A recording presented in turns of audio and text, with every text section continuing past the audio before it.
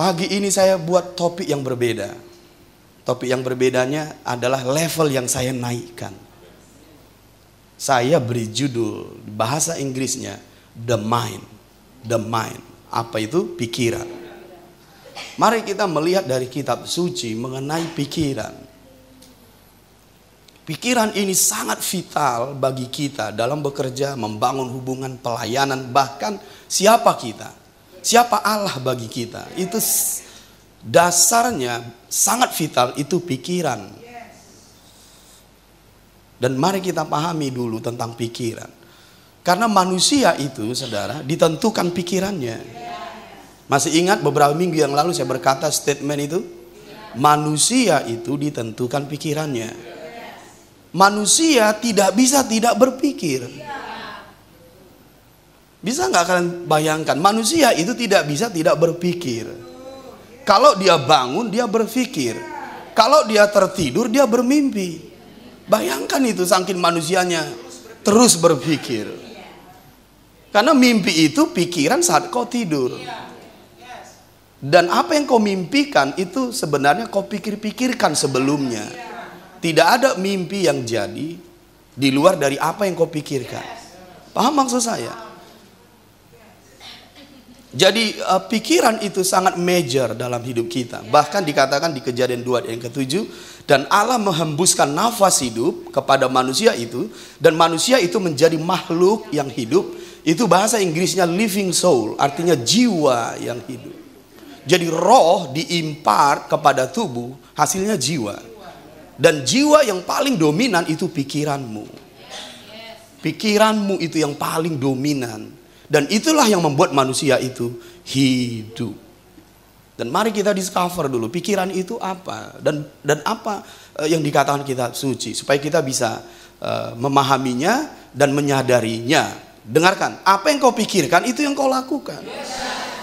Makanya pikiran itu dasar karaktermu, dasar kebiasaan-kebiasaanmu, bahkan dasar keyakinanmu. Kalau pikiranmu diubah, semuanya itu berubah. Paham maksud saya? Bisa mengerti? Katakan sudut pandang itu di pikiranku. Kalau kita sedang berdiri di sini, kita akan melihat gunung tinggi itu besar. Coba kita naik pesawat. Gunung itu kecil. Tapi apakah gunung itu yang berubah atau sudut pandangmu? Kadang masalah itu besar, itu masalah sudut pandang.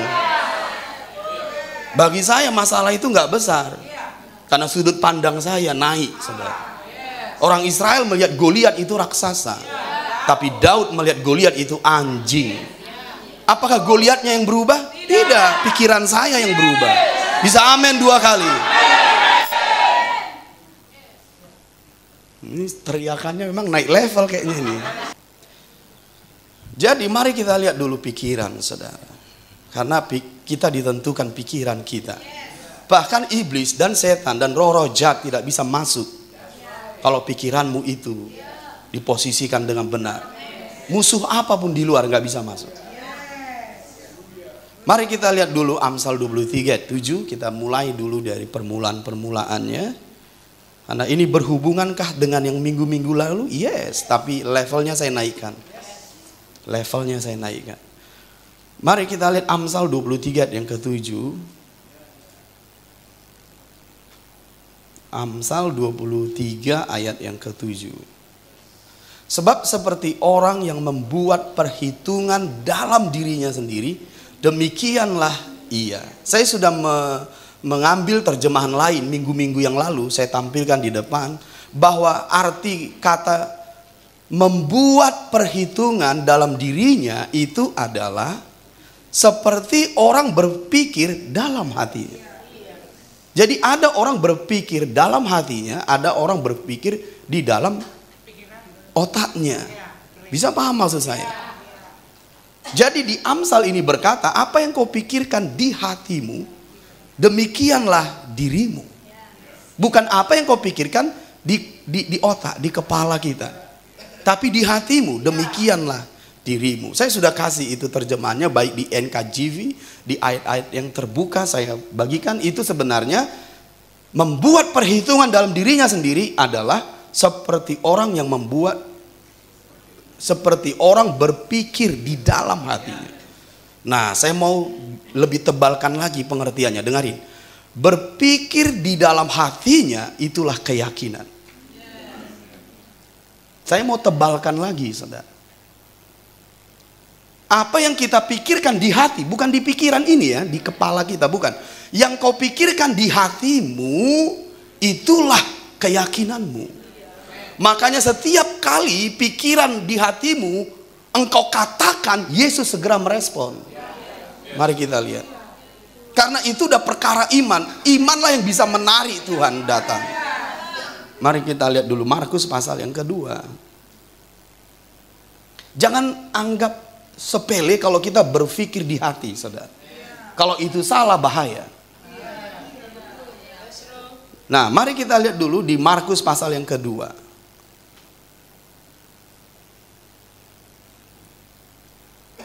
Ayat yang ke-6. Markus 2:6. Tetapi di situ ada juga duduk beberapa ahli Taurat. Mereka berpikir dalam hatinya. Ingat, berpikir dalam hatinya, bukan di kepalanya, di hatinya. Nah, lihat. Kalau berpikir di hatinya, orang tidak dengar. Bisa paham maksud saya? Tapi roh itu mendengar. Paham maksud saya? Roh itu mendengar. Kalau dia dikatakan, nah lihat ya. 7. Mengapa orang ini berkata begitu? Itulah mereka katakan di hatinya. Nggak ada yang dengar. Mengapa orang ini berkata begitu? Ia menghujat Allah. Siapa yang dapat mengampuni dosa selain daripada Allah sendiri? Mereka mempertanyakan pernyataan Yesus kepada orang lumpuh itu. Tapi mereka katakan di hatinya. Keyakinan mereka itu apa? Gak ada orang yang bisa mengampuni dosa kecuali Allah. Itu keyakinan mereka. Mereka berkata itu dalam hatinya. Ayat yang ke-8. Tetapi Yesus segera mengetahui dalam hatinya juga. Inilah roh, saudara. Karena Yesus itu beroperasi dalam pelayanannya dalam roh. Paham maksud saya? Nah, lihat di situ. Dalam hatinya bahwa mereka berpikir demikian. Lalu ia berkata kepada mereka, mengapa kamu berpikir begitu dalam hatimu? Yesus tahu kan? Kalau Yesus tahu, roh-roh yang lain pun tahu. Bisa paham maksud saya? Mengapa kamu berpikir begitu dalam hatimu? Semua orang terkejut kecuali Yesus. Bahkan orang Farisi pun terkejut. Loh, kok dia tahu? Itu aja pun harusnya membuat mereka bertobat. Tetap nggak bertobat. Tapi Yesus tahu yang di hati mereka. Karena itu keyakinan. Bisa paham maksud saya? Yesus meresponnya. Memfeedbacknya langsung. Karena itu perkara roh. Mari kita lihat dulu tentang iman. Di Markus pasal yang ke-5. Kita bisa memahami, saudara. Ini penting tuh, kok bisa menang di luar sana. Jadi orang hebat di luar sana bagi Kristus. Bukan bagi dirimu, bagi Kristus. Haleluya. Nah, mari kita lihat Markus pasal yang ke-5 ayat yang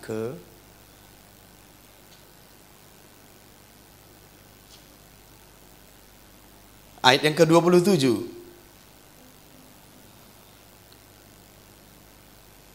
Dia sudah mendengar berita-berita tentang Yesus. Ini perempuan pendarahan. Maka di tengah-tengah orang banyak itu ia mendekati Yesus dari belakang dan menjamah jubahnya. Sebab katanya, ini kedengaran nggak katanya? Tidak. Nggak ada orang yang tahu. Bahkan Yesus pun sebelumnya tidak tahu. Makanya dia bertanya, siapa yang jamah jubahku? Paham maksud saya? Siapa yang jamah jubahku? Padahal dia berkata. Nah, ini berkata di mana? Di hatinya. Nah, lihat ya di situ. Namun sama ayat yang ke-27. Dia sudah mendengar berita-berita tentang Yesus. Maka di tengah-tengah orang banyak itu ia mendekati Yesus dari belakang. Dan menjamah jubahnya. Sebab katanya, asalku jamah saja jubahnya, aku akan sembuh. Nah, karena dia berkata di hatinya, berpikir di hatinya, itu iman.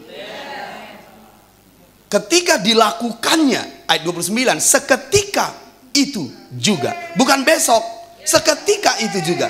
Ini rahasia mengalami mujizat.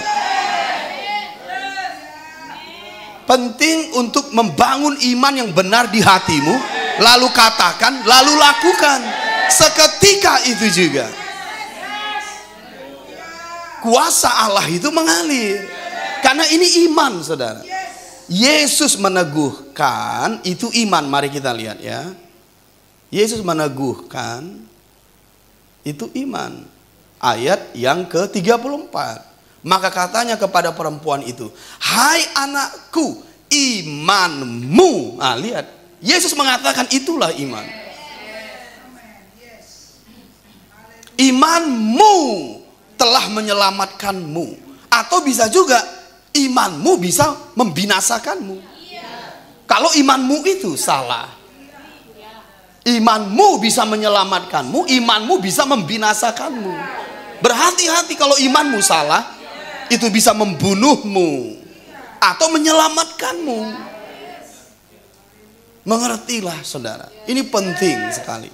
Dasar daripada keyakinan itu di pikiranmu. Karena tidak mungkin kita berpikir di hati tanpa sebelumnya berpikir-pikir di otak kita. Itu yang saya bagikan beberapa minggu yang lalu tentang memikirkan. Gak ada itu jatuh di hatimu tanpa kita mulai memikir-mikirkan. Berhati-hati, saudara. Ya, kita akan lebih jauh ini masuk. Nah, jadi itu disebut adalah keyakinan. Supaya kita nggak terlalu ribet lah bicara tentang apa sih iman. Ada buku lagi iman tebal-tebal. Oke, itu baik. Tapi kalau membuatmu bingung, nggak bisa diterapkan, lebih baik saya katakan aja, iman pikiran di hatimu. Bisa paham maksud saya? Nah, ini penting. Ini hanya pendahuluan masih. Jadi itu adalah imanmu. Kalau disebut berpikir di hatimu. Bisa paham maksud saya? Mari kita lihat dulu Efesus 4 ayat 23. Efesus 4 ayat 23. Ini lagi, saudara ya. Biar kita bisa lebih paham. Ini lagi, ini penting. Karena terjemahan bahasa Indonesianya enggak seperti yang ditulis di bahasa Inggrisnya. Efesus 4 ayat 23. Sudah sampai? Supaya kamu dibaharui di dalam roh dan pikiranmu. Ayat 24, dan mengenakan manusia baru. Jadi tidak ada manusia baru tanpa pikiran baru. Ngerti maksud saya? Ada orang udah lahir baru, udah diselamatkan, dibaptis air, dibaptis Roh Kudus, lama lagi, tapi karakternya nggak berkembang, gaya hidupnya nggak berkembang. Malah orang heran, dia kok rajin ke gereja, tapi karakternya kayak orang dunia. Jadi batu sandungan gitu. Molo marede imanian. Haleluya. Tapi habis menyembah udah marbadai. Udah menggosipi. Apa itu, saudara? Mana manusia barunya? Makanya orang mulai mencibir kita jadi. Tapi kalau dengarin, banyak orang tidak mau datang ke gereja, belum tentu tidak mau datang pada Yesus. Karena gereja justru dengan pernak-perniknya, tradisi-tradisinya membuat orang jadi enggan datang. Tapi kalau kepada Yesus mereka mau datang. Makanya banyak orang dari agama lain percaya Yesus Tuhan loh, sekalipun nggak datang ke gereja. Dan saya bersyukur buat internet, buat teknologi, karena semua suku, kaum, dan bahasa bisa mengklik, mencari siapa Yesus. Dan di kamarnya mereka berkata, Tuhan aku percaya padamu, sekalipun tidak datang ke gereja. Itu terjadi di masa kita, biar kalian tahu. Ini murid-murid yang disembunyikan Yesus, yang akan muncul di musim baru. Makanya jangan heran orang-orang yang gak kita kenal akan datang kemari. Yang disembunyikan Tuhan. Karena Yusuf dari Arimatea itu murid Yesus yang disembunyikan Yesus. Dia yang menguburkan mayat Yesus. Karena gak semua orang bisa minta mayat Yesus pada Pilatus. Tapi Yusuf Arimatea itu salah satu senator di situ. Orang kaya, tapi murid Tuhan yang tersembunyi. Datang kepada Pilatus, minta mayat Yesus. Pilatus tahu siapa orang ini, dia kasih. Coba kalau kita yang minta, belum tentu dikasih. Karena Pilatus akan berkata, siapa lu? Nggak kenal gua. Get out. Saya bersyukur buat internet, buat teknologi, buat apapun. Sama seperti Paulus berkata, baik benar, baik tidak benar, Yesus diberitakan, aku senang, kata. Itulah masa kita sekarang. Pengetahuan semakin banyak. Daniel pasal 12. Bisa paham maksud saya? Nah, jadi mari kita kembali. Udah hilang, kemana kembalinya kita? Oh yes, thank you. Gak ada manusia baru tanpa pikiran baru. Makanya kita gak boleh jadi batu sandungan loh. Kita harus tunjukkan Yesus dalam hidup kita. Bagaimana caranya? Melalui perubahan di pikiran. Baru kita bisa mengenakan manusia baru.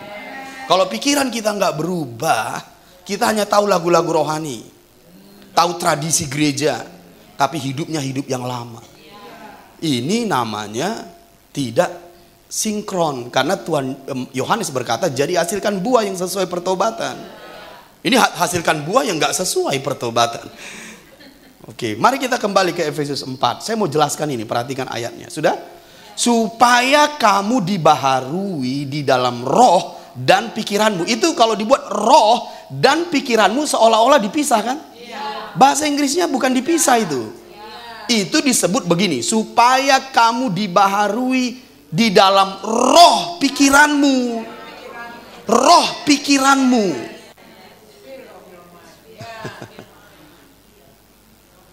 Coba tampilkan, that's good. And be renewed in the spirit of your mind. Roh dari pikiranmu. Jadi bukan roh dan pikiran. Jadi apa yang kita tangkap di sini? Nah, tangkap, bukan. Apa yang kita tangkap di sini? Pikiranmu itu roh. Jangan main-main. Makanya dia bisa terhubung ke roh-roh. Tempat-tempat tinggi, tempat penyembahan berhala, ya di pikiranmu. Karena itu alam roh, itu pikiranmu, alam roh. Bisa menangkap sampai di sini. Itu bukan roh dan pikiranmu. Roh kita ya sudah dibaharui lah. Tapi itu bicara tentang roh dari pikiranmu. Itu harus dibaharui. Baru kita bisa mengenakan manusia baru. Mari kita buka lagi Roma pasal 12. Jadi pikiran itu roh, alam roh, saudara. Itu bukan alam natural, itu alam roh. Mari kita lihat dulu Roma pasal 12. Ini sering kita baca juga, tapi saya khawatir kita memahaminya enggak. Roma 12 ayat 1 sampai 3. Mari kita lihat Roma 12 ayat 1 sampai 3. Kita mulai dari ayat 2-nya dulu. Siap? Janganlah kamu menjadi serupa dengan dunia ini, tetapi berubahlah oleh pembaharuan budimu, pembaharuan pikiranmu. Jadi berubah itu oleh pembaharuan pikiran. Kalau nggak ada pembaharuan pikiran, nggak ada perubahan. Bisa mengerti maksud saya? Nah, lihat di situ, garis bawahi dengan tebal. Berubahlah oleh pembaharuan budimu. Nah, kalau kita berubah oleh pembaharuan pikiran atau budi, maka yang pertama di situ, di ayat yang kedua, kamu tidak akan serupa dengan dunia ini. Itu maksudnya, itu nomor 1. Kalau kita tidak ingin menjadi duniawi, ya perubahan pikiran jawabannya. Perubahan pikiran jawabannya gitu loh. Jadi kalau ada orang Kristen masih duniawi padahal sudah bertobat, masalahnya itu ya di pikirannya. Paham maksud saya? Bisa juga masalah roh-roh jahat dan jerat iblis yang kita bagikan sebelumnya. Tapi ingat, pikiran itu memegang peranan paling penting. Bisa paham maksud saya? Nah, dengarin Papa baik-baik di sini. Yang pertama, kalau kita berubah pikiran kita tidak menjadi sama dengan dunia ini. Yang kedua, ayat yang pertama, karena itu saudara-saudara, demi kemurahan Allah aku menasihatkan kamu supaya kamu mempersembahkan tubuhmu sebagai persembahan yang hidup, yang kudus dan yang berkenan kepada Allah. Itu adalah ibadahmu yang sejati. Kita dapat mempersembahkan tubuh kita ini kepada Allah. Itu yang kedua. Kita dapat mempersembahkan tubuh kita ini kepada Allah. Itu yang kedua. Mempersembahkan tubuh kepada Allah maksudnya apa? Menyangkal daging. Memikul salib, itu maksudnya. Bisa loh kita hidup di situ. Karena memikul salib, menyangkal daging itu membawa kematian Kristus dalam diri kita. Padahal kita hidup, makanya disebut persembahan yang hidup. Korban yang hidup. Kenapa disebut korban tapi hidup? Engkau sudah mati, membawa kematian Yesus, tapi kau hidup. Makanya persembahan yang hidup disebut. Kita bisa hidup di muka bumi, membawa kematian Yesus, hidup bagi Allah, kalau pikiranmu dibaharui. Menyangkal daging nonsen, gak bisa itu. Kalau pikirannya gak dibaharui, dia akan tetap hidup dengan hawa nafsunya, hidup dengan keinginannya. Itu problem orang-orang percaya sekarang. Solusinya bukan hanya banyak doa, banyak puasa. Kalau pikirannya nggak dibaharui, dia pulang-pulang lagi tuh, balik-balik lagi pada hidupnya yang lama. Bisa paham maksud saya? Yang ketiga, di ayat yang kedua, janganlah kamu menjadi serupa dengan dunia ini, tetapi berubahlah oleh pembaruan budimu sehingga kamu dapat membedakan mana kehendak Allah. Itu yang ketiga. Mampu membedakan kehendak Allah. Itu yang ketiga. Karena pikiranmu itu adalah alat membedakan. Pikiran itu alat membedakan, saudara. Dari mana saya tahu? Contoh, emas dengan kuningan. Kan pikiran itu. Kalau emas nggak mungkin begini cahayanya. Kalau kuningan ya iyalah. Itu kan karena pikiranmu itu punya pengetahuan yang bisa membedakan. Bisa mengerti maksud saya? Jadi kalau pikiranmu dibaharui, engkau akan bisa membedakan ini kehendak Allah atau tidak. Makanya orang akan mencari terus kehendak Allah dalam dirinya kalau pikirannya nggak dibaharui. Kalau pikiranmu dibaharui, yang pertama, engkau nggak akan seperti dunia ini. Yang kedua, engkau dapat mempersembahkan tubuhmu sebagai persembahan yang hidup, korban yang hidup. Dan yang ketiga, engkau tahu membedakan kehendak Allah. Bukankah ini indah? Solusinya sederhana, pikiran yang dibaharui. Katakan pikiran yang dibaharui. Lebih kuat lagi, pikiran yang dibaharui. Nah, itu dia. Sekarang ayat 3, perhatikan. Berdasarkan kasih karunia yang dianugerahkan kepadaku, aku berkata kepada setiap orang di antara kamu, ini paling banyak orang karismatik, janganlah kamu memikirkan hal-hal yang lebih tinggi daripada yang patut kamu pikirkan. Jangan membual. Jangan melebihi apa yang patut. Maksudnya apa sih, Papa? Maksudnya ini, lanjut.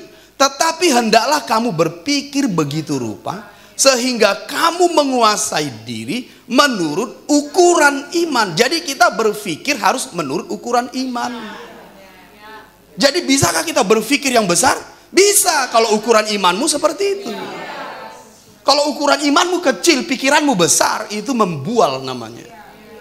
Jadi bisa kita apa berpikir yang besar-besar? Yes, of course. Bisa. Karena yang harus adalah pikiranmu itu harus sesuai dengan ukuran imanmu. Bukankah ukuran iman kita bisa berkembang? Pikiranmu pun bisa berkembang. Bisa amin 2 kali. Makanya kadang-kadang ayat yang ketiga ini seringkali dipakai orang untuk melemahkan orang-orang yang punya visi besar. Saya pernah menghadapi orang-orang seperti ini ketika saya berbicara tentang kota Medan, Indonesia. Indonesia yang baru. Ayat yang ketiga dikatakan kita jangan berpikir yang muluk-muluk, yang membual. Oh iya pula ya. Taulah dirimu, tada dirim.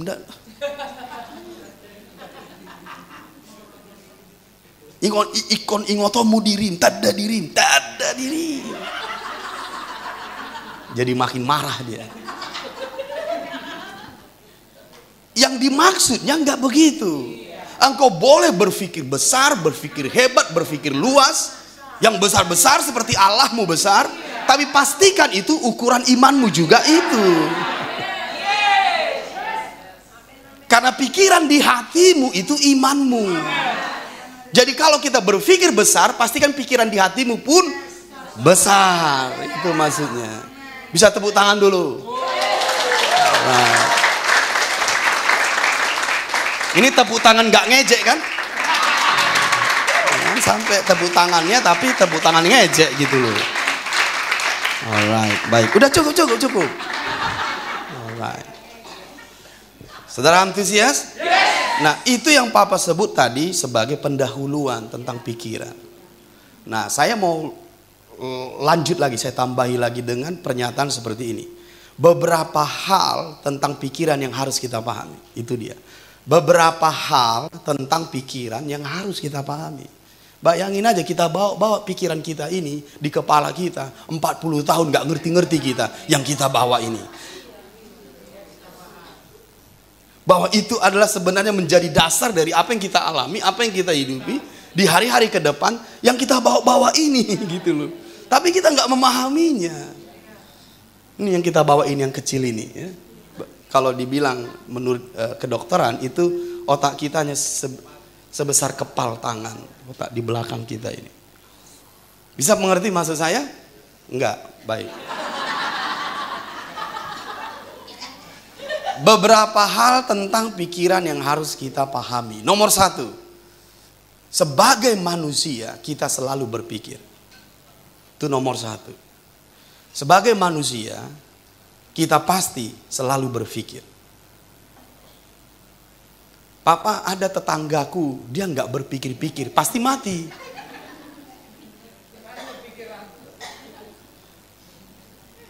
Umumnya manusia itu pasti selalu berpikir. Jadi orang diam pun itu berpikir.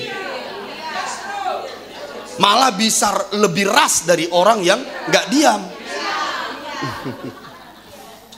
Katakan memikirkan sebuah pekerjaan. Berarti sekalipun dia duduk, dia sedang bekerja karena dia memikir-mikirkan. Makanya saya nggak percaya orang yang diam. Saya lebih percaya orang yang bersuara. Nah, mari kita pahami lagi. Yang pertama itu sebagai manusia kita selalu berpikir, titik. Nggak bisa nggak berpikir. Yang kedua, pikiran itu seperti layar di komputer. Pikiran itu seperti layar di komputer. Apa maksudnya? Maksudnya adalah seperti ini. Pikiran itu seperti layar di komputer. Saudara tahu kalau komputer itu ada layarnya, ada datanya yang tersimpan. Apa data yang tersimpan itu tampil di layar. Kita nggak bisa melihat data yang tersimpan. Kita bisa melihat apa yang di layar. Apa yang di layar itulah yang nyata. Jadi apa dirimu di dalammu itu nggak bisa terlihat sampai itu di upload di pikiranmu. Dan itulah dirimu. Jadi pikiran kita ini kayak layar yang diproyeksikan dari dalam hati kita, hidup kita. Pikiran itu kayak layar proyeksi yang di dalammu. Jadi apa yang tampil di pikiranmu, itulah yang menjadi nyata. Kenyataan itu bukan yang di luarmu, yang di pikiranmu. Karena itu yang akan kau lakukan. Terlalu cepat saya. Papa bahasa roh lagi kita. Ayo. Rabakada bahan dia adalah bara-labah. Kurang papa, kurang nangkap nyanyi. Ayo. Bagaimana? Bahasa roh nyanyi atau lanjutkan? Beri respon lah kalau begitu. Biar saya ngerti, saya suka suara supaya saya bisa mengerti ini bersuaranya. Atau kalian bilang, papa udahlah, udah bosan. Gak apa-apa juga. Lanjut, baik. Nah dengerin papa baik-baik. Jadi pikiran itu seperti layar di komputer. Apa yang tampil di pikiranmu, apa yang tampil di layar komputer, itulah kenyataan. Itu yang kita lakukan. Bisa paham maksud saya? Yang ketiga, kita tidak dapat berpikir dua objek dalam waktu bersamaan. Tidak dapat. Saya mendengar suara yang pernah saya kenal suaranya. Dr. Freddy, oke. God bless you. Nah, dengerin papa baik-baik. Kita tidak dapat berpikir dua objek dalam waktu bersama. Bisa paham maksud saya? Kalau kita lihat di layar komputer, kalau kita mau mengganti gambarnya, ya kita ganti. Nggak bisa dua objek satu gambar dalam waktu bersamaan, nggak bisa itu. Jadi kita pun berpikir begitu, nggak bisa sekaligus berpikir dalam waktu bersamaan, nggak bisa. Jadi kayak layar komputer itu diganti-ganti gitu. Paham tentang pikiran? Tidak mungkin kita berpikir dua objek dalam waktu bersamaan. Gak mungkin kita berpikir hal-hal yang dari daging, hal-hal yang dari roh bersamaan. Gak mungkin. Gak mungkin. Dalam waktu bersamaan gak mungkin ya. Gak mungkin. Oke, yang keempat. Pikiran itu adalah roh. Pikiran itu adalah roh. Efesus 4 ayat 23 tadi. Apa maksudnya? Pikiran itu adalah roh. Efesus 4:23. Apa maksudnya? Dia sifat. Satu sifat. Jadi pikiran itu membawa sifat. Karena roh itu sifat, saudara. Oke, jadi pikiran itu adalah roh. Maksud roh adalah sifat. Makanya kalau sifat kita baik, itu pikirannya baik itu. Sifatnya pemurah, pikirannya pemurah itu. Sifatnya pelit banget. Itu pikirannya pelit banget itu. Karena itu sifat. Bisa paham maksud saya? Itu arti roh. Yang kedua, dapat berkembang. Itu roh, dapat berkembang. Makanya itu bisa berkembang, bisa bertumbuh maksudnya. Bisa mengerti? Jadi pertama dia sifat, yang kedua dapat berkembang, yang ketiga dia nyata. Nyata. Sekalipun roh itu tidak bisa dilihat tapi nyata. Jadi jangan berpikir yang kita pikirkan itu nggak apa-apanya itu, jangan. Itu nyata loh. Makanya kalau kita melamun, menghayal sambil pegang-pegang jenggot seperti ini. Lalu kemudian tersenyum. Hati-hati saudara, itu nyata itu. Itu nyata. Terbang kayak Superman. Sampai di pucuk buhit. Terbang lagi ke Gunung Sinabung. Waduh, melayang-layang seperti itu. Hati-hati loh saudara. Itu sifat. Nanti sifat kita jadi suka menghayal. Itu membual namanya. Hati-hati loh, kita memiliki roh membual nanti. Sifat membual. Sehingga kalau kita keluar dari rumah kita kayak Superman kan. Kayak mau terbang gitu loh. Bajunya juga pakai layar-layar itu. Engkau sedang membuat dirimu membual, saudara. Atau samalah itu dengan orang-orang yang melihat idol-idol di TV. Artis-artis. Kadang-kadang semua diganti, dipermak. Di pikirannya, dia melihat dia seperti itu. Hidungnya mancung, putih, tinggi. Padahal dia pesek, pendek, hitam. Tapi dia seperti itu, merasa gitu loh. Ini membual, menghayal, habislah sudah.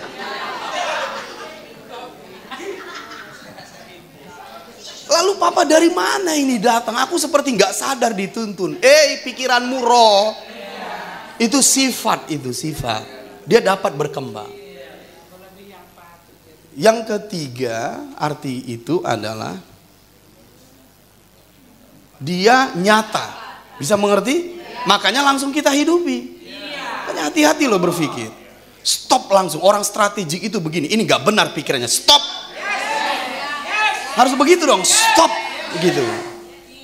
Jangan berkembang lagi. Stop. Nanti bisa, kalau kita pikir-pikir lah misalnya. Opung kita mati muda. Ayah kita mati muda. Aku udah mulai mendekati usia ayahku dan opungku. Kata orang ini pasti mati muda.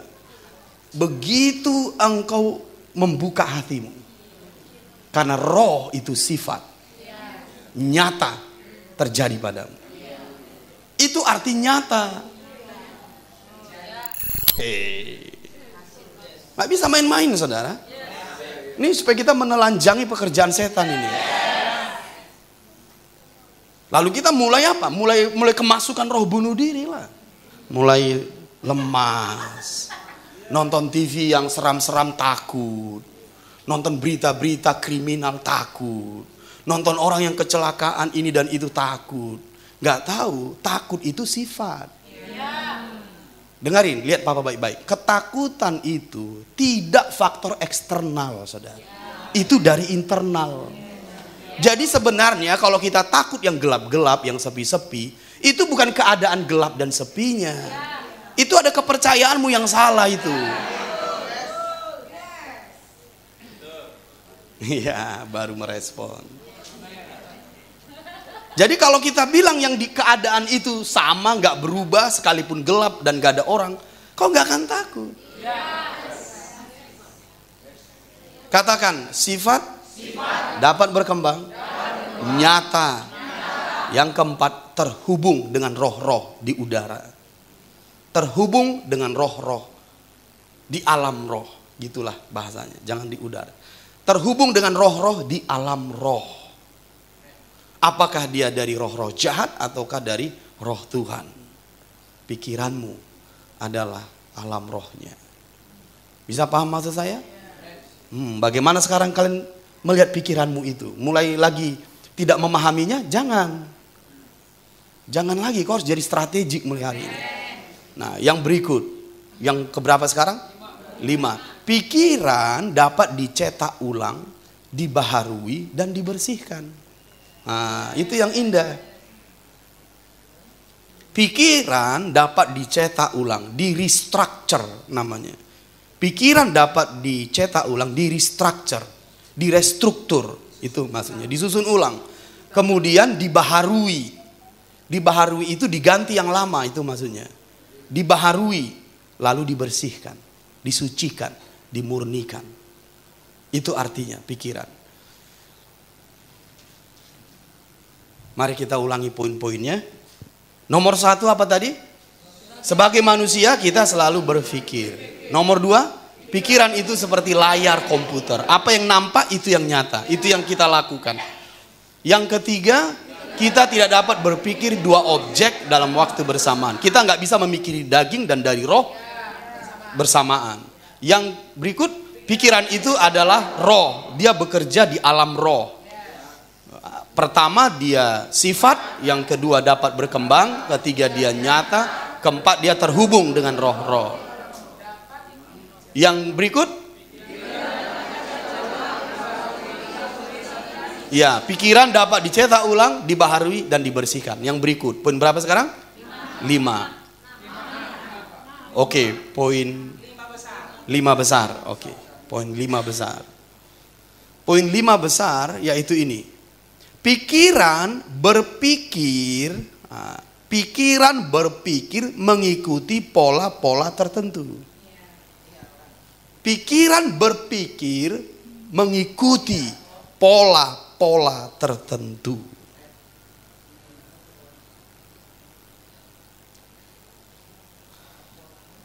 Bisa paham maksud saya? Katakan pola-pola. Dibuat, dibangun, dibentuk. Contoh kalau kita menjahitkan baju dengan pola tertentu. Betul? Itu kan ada ukurannya, ada rancangannya. Kan nggak asal jadi aja kan? Ukurannya ke kanan berapa, ke kiri berapa dan seterusnya. Nah, kalau pikiran mengikuti pola tertentu, berarti kita bangun. Kita bangun di sini. Bagaimana cara membangunnya? Memikir-mikirkan. Paham maksud saya? Nah, pola-pola tertentu itulah yang kita ikuti. Makanya ada orang bergaya hidup A, bergaya hidup B, bergaya hidup C. Itu karena pikirannya mengikuti pola-pola tertentu. Ada orang pendiam loh. Bisa mengerti? Ada orang suka bicara. Ada orang yang yang suka bekerja. Itu karena pikirannya mengikuti pola-pola tertentu. Dan ingat apa yang saya bagian minggu yang lalu tentang jalan pikiran. Kalau jalan pikiran kita tidak dibaharui, kita akan selalu melalui itu. Makanya seberapa besar pun kita tumbuh, berapapun usia kita, tetap karakter kita itu saja. Mengapa? Karena jalan pikirannya tempat yang kita lalui terus. Nggak peduli kita udah berapa lama juga bertobat. Orang kenali kita pasti itu. Pasti itu. Kalau dia ini ya namanya, pasti ini orangnya. Mengapa orang bisa kenali? Ya jelaslah kita lewati jalan itu terus. Itu namanya pola-pola tertentu. Jadi bagaimana kita bisa mengubah hidup kita? Ubah polanya. Ubah jalannya. Bisa mengerti? Kita akan selalu mengikuti pola-pola yang kita bangun di pikiran kita. Baik, yang berikut. Pikiran memiliki 3 bagian utama. Pikiran memiliki 3 bagian utama. Nomor 1, intelek. Nomor 2, memori. Nomor 3, imajinasi atau daya hayal.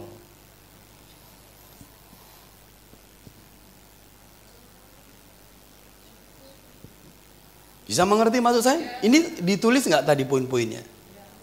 Oh, kalau bisa ditulis biar bisa terbantu. Tapi yang ini aja, nggak usah yang tadi. Karena ini indah sekali kalau kita bisa belajar. Nanti sharing di rumah, ini jauh lebih kontekstual dalam hidup kita. Banyak pertanyaan jadi bisa kita jawab. Tentang hidup kita, tentang hubungan-hubungan kita, tentang keluarga kita, tentang uang kita juga. Dengarin Papa, apa yang terjadi di eksternal hidupmu, itu hasil bukan sebab.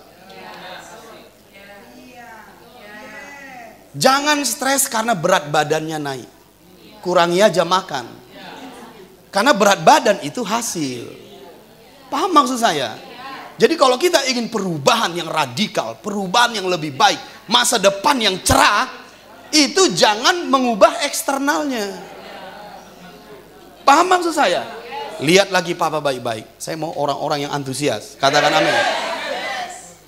Kalau kita pergi keluar sana, dengarin saya, kalau kita pergi keluar sana, lagi panas bukan?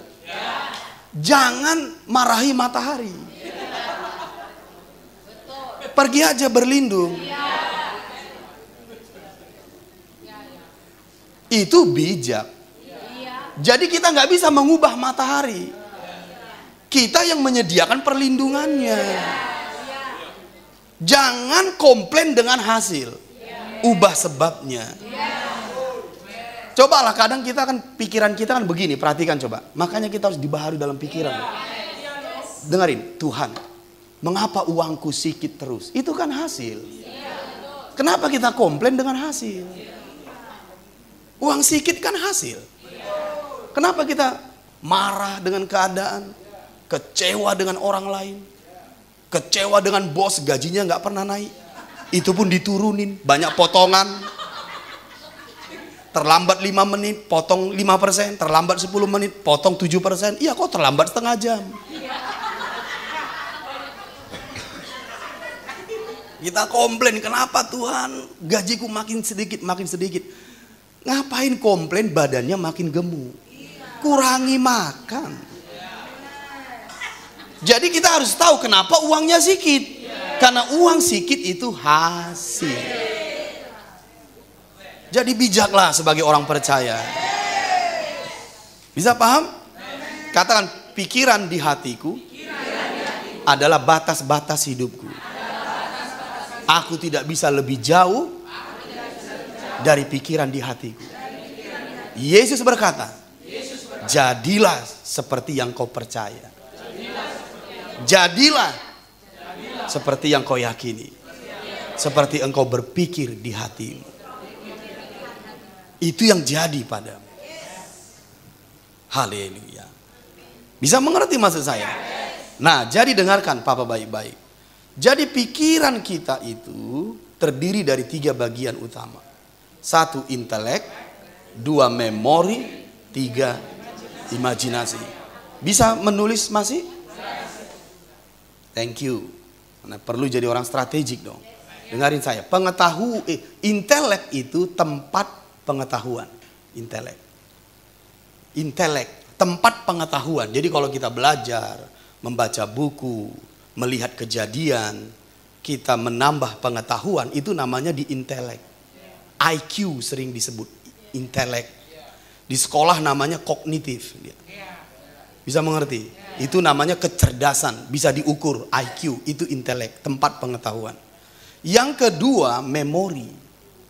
Ini tempat ingatan.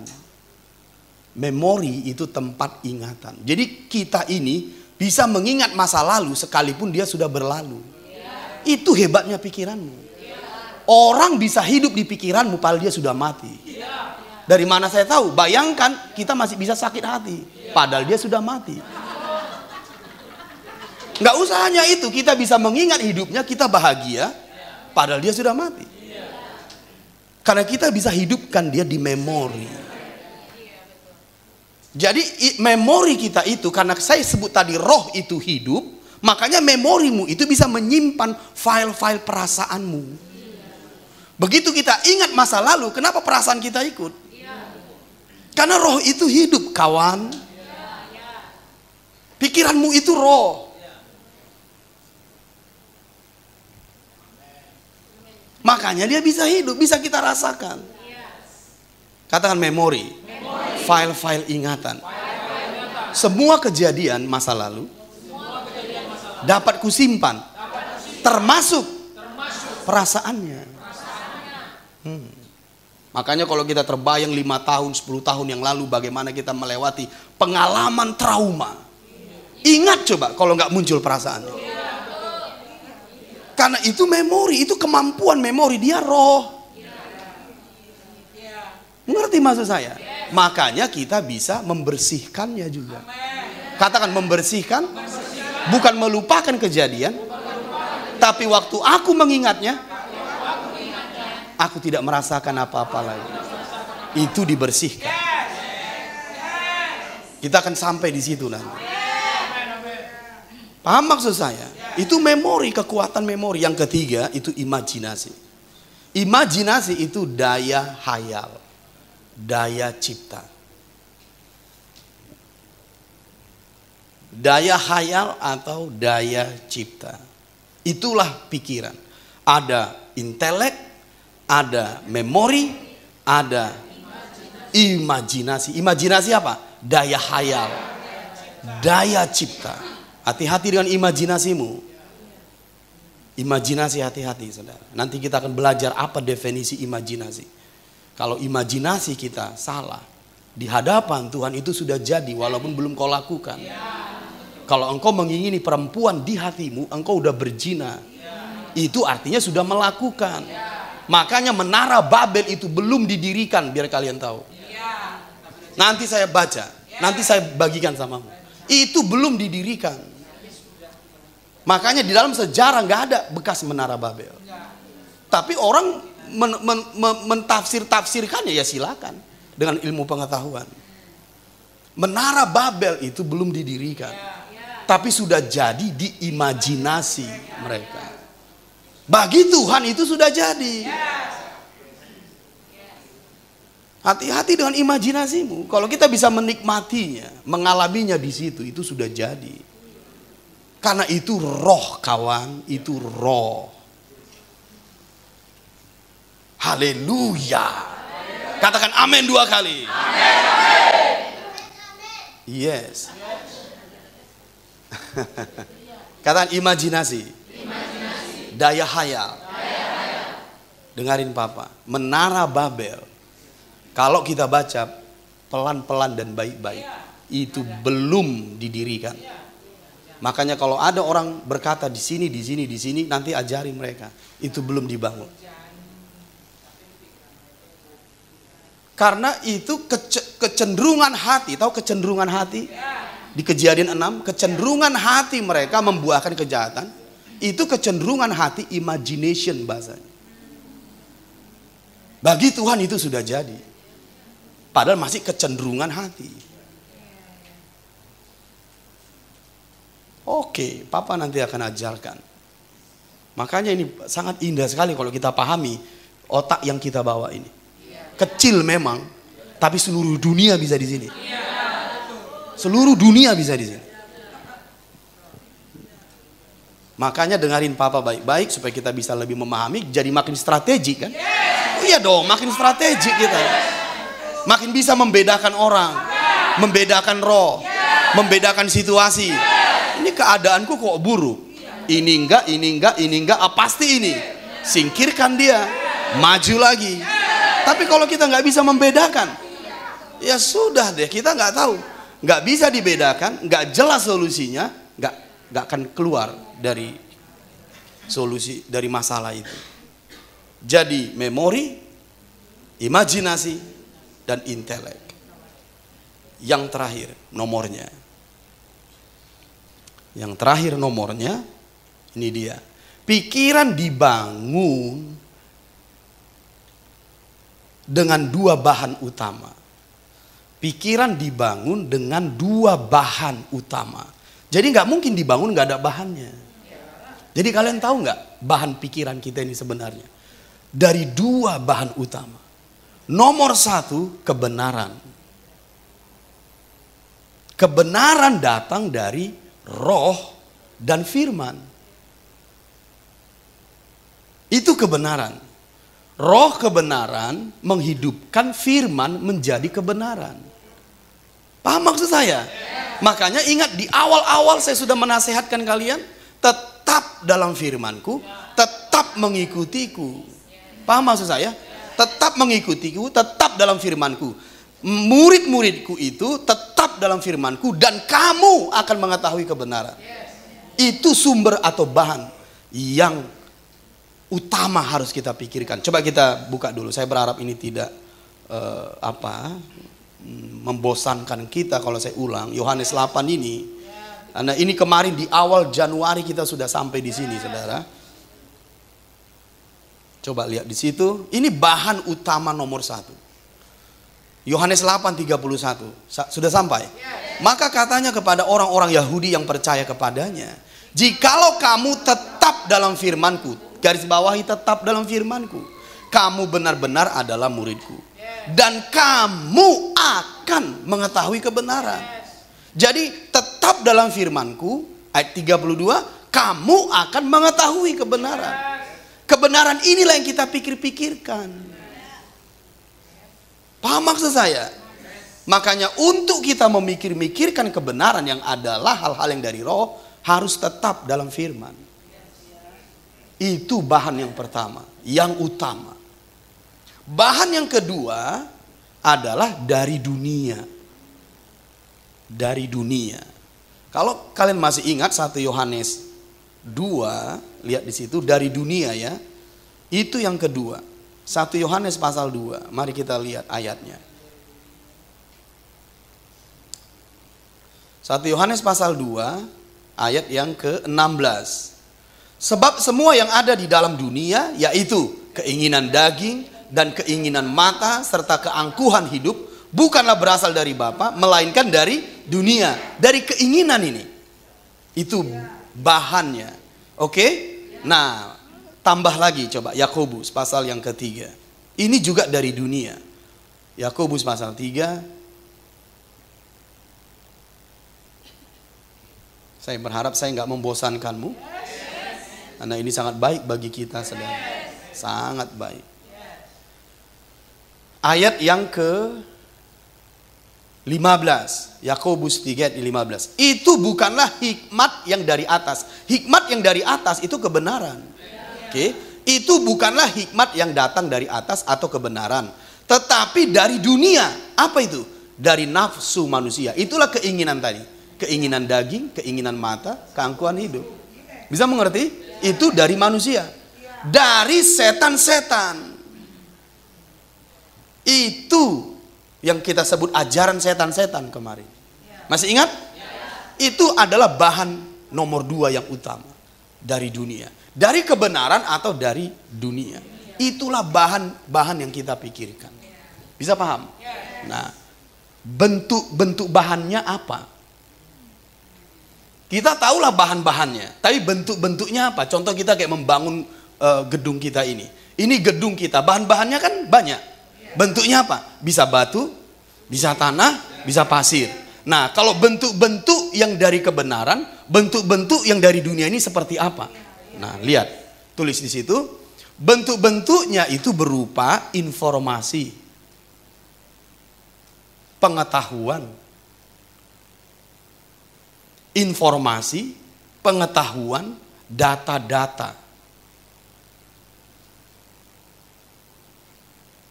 Sudah? Informasi, pengetahuan, data-data, gambar-gambar. Itu dia bentuknya. Jadi apapun yang berasal dari dua bahan utama ini, bentuknya selalu informasi. Bentuknya selalu pengetahuan. Bentuknya selalu data-data. Bentuknya selalu gambar-gambar, peta-peta, bentuk-bentuk, itulah bahan-bahannya. Makanya hati-hati informasi apa yang kita dengar, pengetahuan apa yang kita dengar, data-datanya, gambar-gambarnya. Itu bahan-bahan yang kita pikir-pikirkan. Bisa amin 2 kali. Bahannya dari 2. Dari kebenaran, dari dunia. Bentuk-bentuknya apa? Informasi, pengetahuan, data-data, gambar-gambar. Itu kan yang kita pikir-pikirkan. Ada informasinya, ada pengetahuannya, ada gambar-gambarnya. Itu yang kita pikir-pikirkan. Tapi itu datang dari 2 bahan utama. Dari dunia atau dari kebenaran. Kebenaran juga kan berisi informasi, berisi pengetahuan, berisi gambar-gambar, berisi data-data. Itu kan informasi yang dari kebenaran. Dari dunia juga begitu. Informasi, pengetahuan, data-data, gambar-gambar. Itu bentuknya. Tapi dia datang dari 2 sumber utama. Dari dunia atau dari kebenaran. Bentuknya ya tadi. Makanya hati-hati yang kita dengar ini loh. Yang kita lihat. Yang kita lihat, yang kita dengar. Karena itu gerbangnya. Gerbang di pikiranmu, di hatimu, mata dan telinga. Karena mata bisa melihat bentuk, gambar, membaca, betul kan? Telinga juga bisa mendengar. Bisa 10 menit lagi? Tapi saya mau exercise dulu rohmu. Mari bangkit berdiri. Karena banyak, kita harus melatih diri kita menerima pengajaran atau berkhotbah. Kalau berkhotbah kita bisa terhentak-hentak. Tapi kalau kebenaran nggak ada dalam hatimu, setelah kita pulang dari sini hilang dia. Makanya papa perlu menanam ini. Saya bisa berkhotbah 1 jam nggak habis-habis. Itu udah panggilan saya itu. Malah saya bisa lebih live berkhotbah karena kalian nampaknya lebih hidup. Tapi kalau udah mengajar begini, kadang saya harus yakin-yakinkan kalian masih hidup nggak di sana. Karena udah mulai, aduh kalau udah begini. Makanya kita jadi nggak memiliki kebenaran yang kuat, doktrin yang kuat. Goncang dulu kanan kirinya, goncang. Terima lebih banyak, katakan. Terima lebih banyak.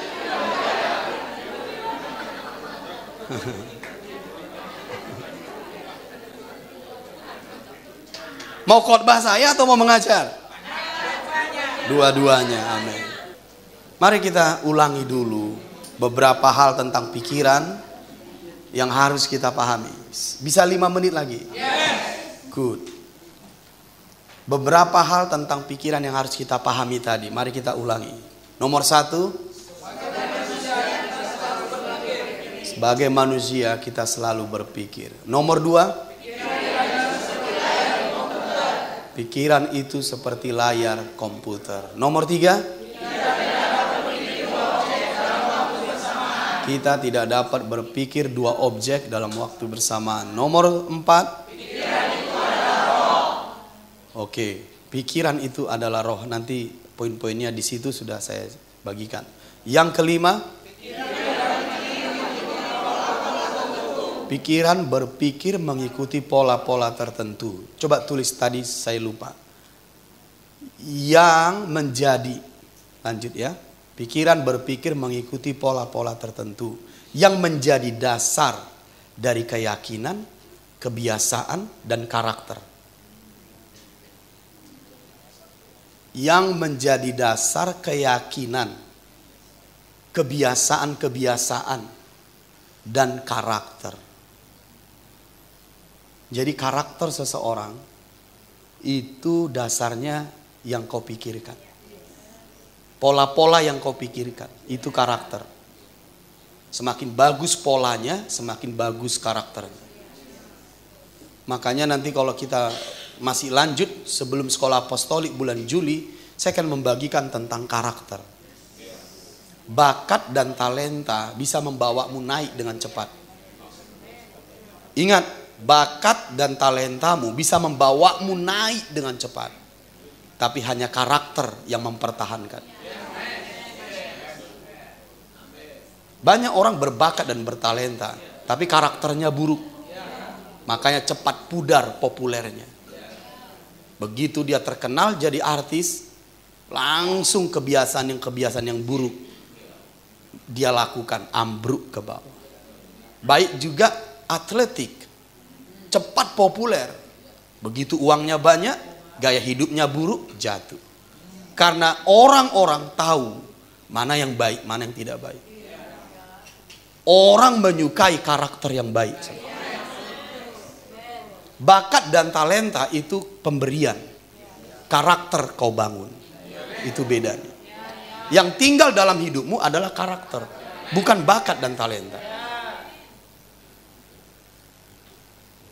Saya kalau ada waktu saya bagi karakter. Karakter itulah yang kau bangun tiap hari. Bakat dan talenta itu dari Tuhan. Karunia dari Tuhan. Makanya ada orang punya suara bagus langsung terkenal. Kita gak terkenal padahal kita lebih baik dari dia. Yes, karena bakat dan talenta membawamu naik. Ada orang jago atletik, jago bola, jago sport yang lain, cepat terkenal. Padahal karakter kita lebih baik. Karena bakat dan talenta bisa membuatmu cepat naik. Tapi karakter mempertahankan. Bisa paham? Bakat dan talenta membuatmu sukses dan populer. Tapi karakter membuat kebesaran dan kejayaan.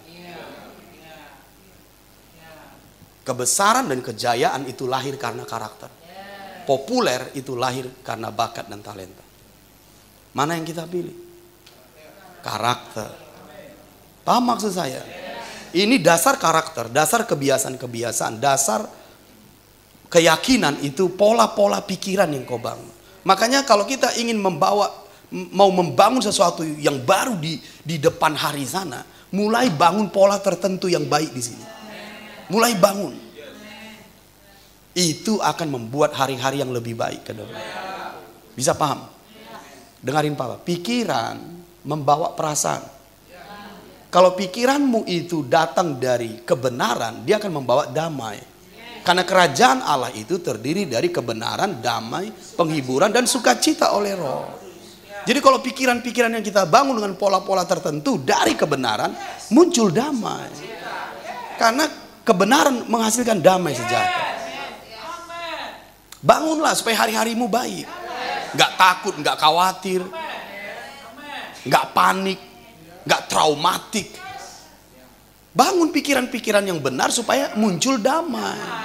Itu bukan roh yang membangun. Kau harus membangun dibantu oleh Roh Kudus. Bukan saya yang bangun, dirimu. Bersama dengan Roh Tuhan. Makanya kalau kita pasif, katakan pasif. Pasif will. Kehendak yang pasif. Itu membunuhmu. Engkau harus aktif. Katakan aktif. Aktif membangun. Engkau akan sukses. Jangan pasif, duduk pasif. Jangan, harus ada sesuatu yang aktif kau lakukan. Bisa paham? Nah, jadi mari kita lihat di situ bahwa itu dasar dari keyakinan, kebiasaan, dan karakter. Poin yang berikut.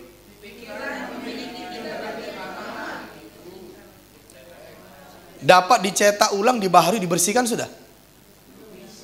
Ah, itu kau kenapa nggak dibaca? Oh, sudah dibaca tadi? Oke. Nomor 5 apa? Dibaharui dan dibersihkan. Nomor 6? Yes. Intelek, memori, pengetahuan. Imajinasi. Tadi Papa sudah jelaskan. Nanti kita akan masuk ke satu-satu poin itu, saudara.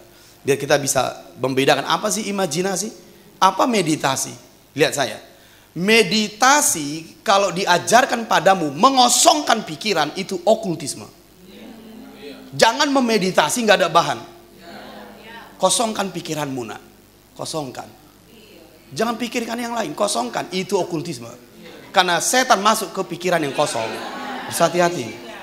Itu makanya kita harus bisa bedakan meditasi menurut firman dan meditasi menurut sihir. Kalau kau mengosongkan pikiranmu, siapa yang masuk? Hati-hati. Meditasi itu bukan mengosongkan pikiran, tapi ada bahannya. Makanya dia merenungkan. Merenungkan, memeditasi, memusatkan pikiran. Itu kayak ayam mengerami telur. 21 hari menetas. Makanya saya pernah mengatakan kepadamu, saya ingat lagi walaupun bukan karena itu. 21 hari engkau merenungkan, pasti menetas. Mengerami namanya. Menurut penyelidikan, 21 hari engkau melakukan hal-hal yang sama, itu jadi kebiasaan. Oke. Udah banyak catatannya?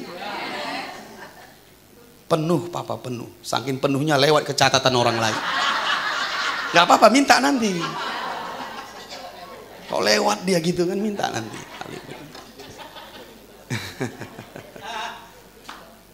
Kata merenungkan, meditasi, mengerami, seperti ayam, mengerami telur, konstan 21 hari, pasti menetas.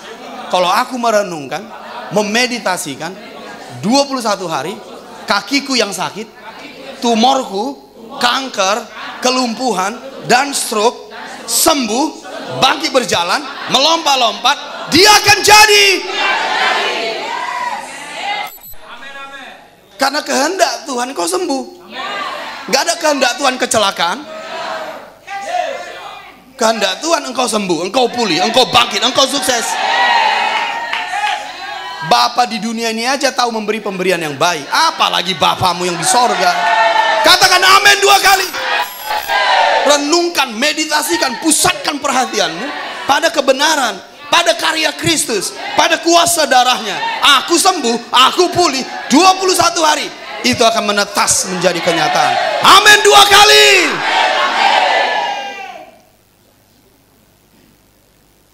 Itu saudara. Jadi kita harus tahu imajinasi apa, meditasi apa, visualisasi. Kalau kita nggak tahu arti memikirkan seperti ini, cara kerjanya, ya kita hanya gini aja.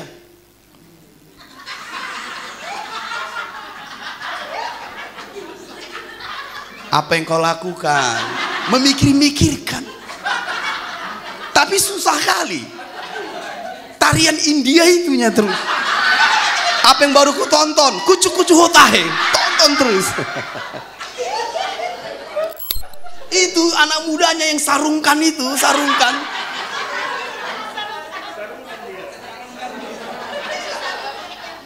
Berapa kali kau tonton kucu-kucu hotahe itu? 3 kali. Ini yang keempat kali. Jadi untuk kubayang-bayangkan firman itu, tarian itu banyak kompang, pias.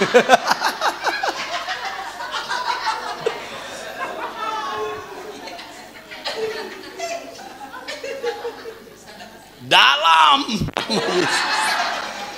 Itu bukan dalam nama Yesus, itu bertobat.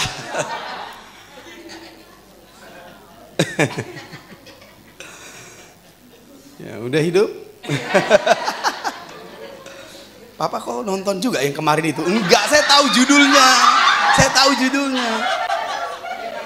Enggak boleh bohong loh, Papa. Iya. Saya hanya lihat aja dia. Kan?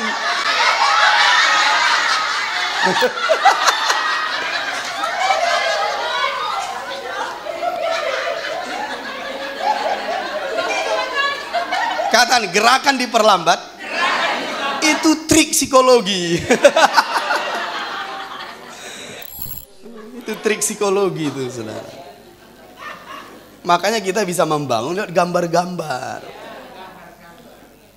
Hati-hatilah, saudara. Hati-hati. Jadi apa tadi, udah lewat kita. Oh ya, memikirkan tadi bukan begini, kita harus tahu. Ini aku mengimajinasi, memeditasi, visualisasi. Dengarin Papa, kalau kalian mampu nanti ya, kita akan baca nanti poin-poinnya. Kalau kalian mampu setiap kali baca firman, contoh ya, peristiwa kesembuhan di kolam Bethesda. Bayangkan coba itu kenyataan. Bayangkan coba, imajinasikan. Kau ada di situ. Itu hidup itu. Cerita Tuhan itu.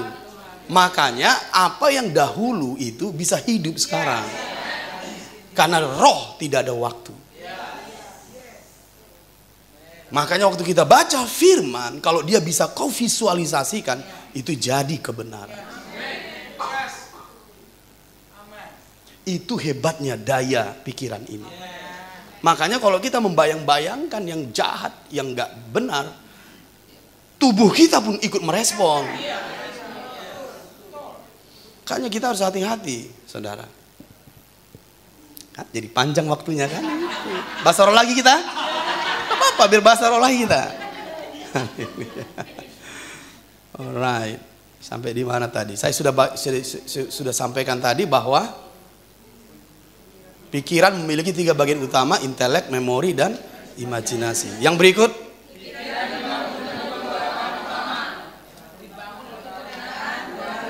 dari dunia. Apa bentuk-bentuk bahannya? Informasi, pengetahuan, data-data, gambar-gambar. Itu yang kita pikirkan. Tulis cara memikirkan. Setelah itu kita selesai. 2 menit lagi. Cara memikirkan. Cara memikirkan. Memikirkan tadi kan sudah kita pernah bahas kan? Membangun, mengokohkan, betul kan? Ini cara memikirkan itu ada 5. Nomor 1 membaca. Nomor 2 mendengarkan. Nomor 3 merenungkan atau meditasi. Nomor 4 mengimajinasikan. Saya ulangi nanti, jangan jadi cepat kali. Belum selesai pun.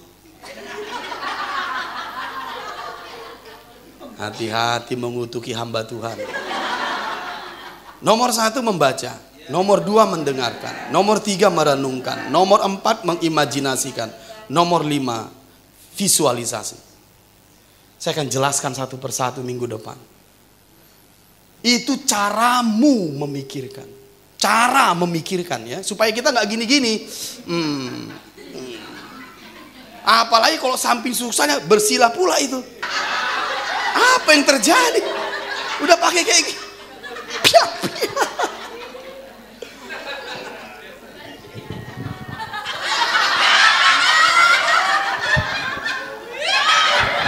Salah cara memikirkan.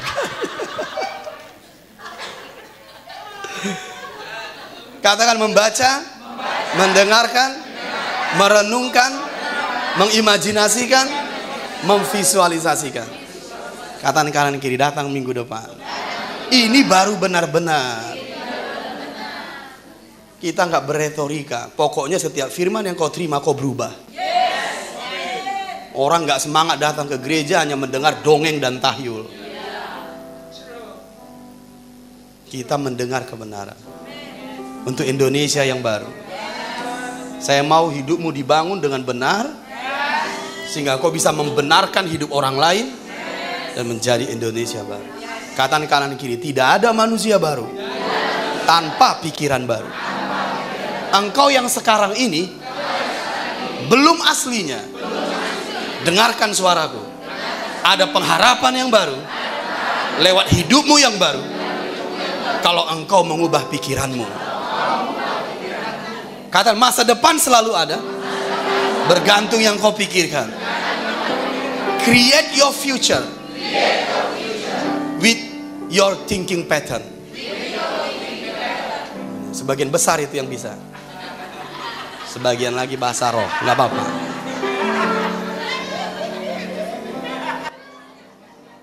Dengan segenap hati nyembah memuji sampai seluruh bumi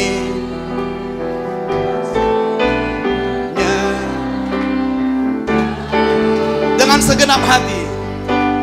Dengan segenap hati nyembah memuji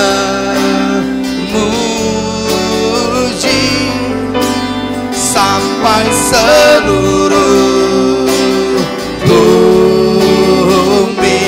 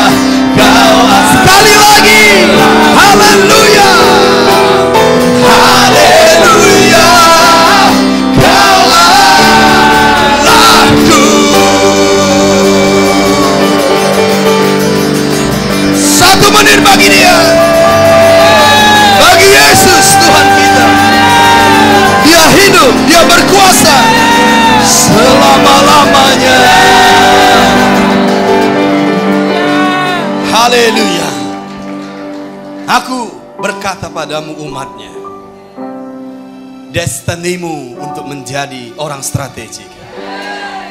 Destinimu atau takdirmu adalah untuk mengubah hidup orang lain. Engkau bukan orang sembarangan. Ada roh Allah di dalammu. Ada kebenaran di dalammu. Ada obor Tuhan di dalammu. Ada lampu Tuhan di dalammu. Pergilah menjadi terang di luar sana. Pergilah menjadi garam dunia di luar sana. Pergilah melayani kotamu. Pergilah melayani tetanggamu. Sebab hanya engkau yang diberi mandat dan otoritas untuk mengubah kota dan bangsa. Umatnya janganlah diam. Kabarkan berita Injil ini. Kabarkan apa yang kau ketahui. Sampaikan kepada banyak orang. Doakan yang sakit, kuatkan yang lemah, bebaskan setiap kehidupan. Sampaikan kebenaran ini. Sebab engkaulah api Tuhan, pelayan Tuhan di luar sana. Kenalilah dirimu, kenali panggilanmu, kenali Allahmu, kenali Dia yang memberi otoritas padamu. Kotamu dan bangsamu akan tetap sama saja sampai engkau tampil di sana, sampai kau menunjukkan dirimu di sana. Engkau anak-anak Allah yang hidup di muka bumi. Mari angkat tanganmu. Aku menaruh api ini di hatimu. Aku menaruh mandat ini padamu. Engkau tidak akan bisa diam. Engkau akan bergerak keluar. Engkau akan memberitakan Injil. Engkau akan memulihkan setiap kehidupan. Engkau akan menjadi pelayan Tuhan yang efektif. Dimanapun engkau berada, rohmu akan menyala-nyala. Api Tuhan akan berkobar-kobar. Demi nama Yesus, engkau tidak bisa menutup mulutmu. Engkau akan membukanya. Engkau akan berdoa. Engkau akan memberitakan firman. Engkau akan bernubuat. Sampai seluruh bumi mengakui Yesus Tuhan. Sampai kota Medan mengakui Yesus Tuhan. Sampai Indonesia mengakui Yesus Tuhan. Engkaulah duta-duta kerajaan. Engkaulah duta-duta Kristus. Tanpamu kota ini sama saja. Tanpamu Indonesia ini sama saja. Itu sebabnya pergilah. Pergilah. Sebab ladang sudah menguning. Musim menuai sudah tiba. Musim yang baru sedang datang. Tampillah umatnya. Tampillah. Demi nama Yesus. Siapkan dirimu. Ini waktu-waktu yang krusial untuk melayani orang-orang. Sekali lagi aku berkata padamu, hai umatnya, pergilah. Sebab untuk itulah kau dipanggil. Itulah takdirmu. Engkau terang dunia. Engkau garam dunia. Engkau pelayannya di luar sana. Engkau duta-duta kerajaan. Engkau duta Kristus. Demi nama Yesus.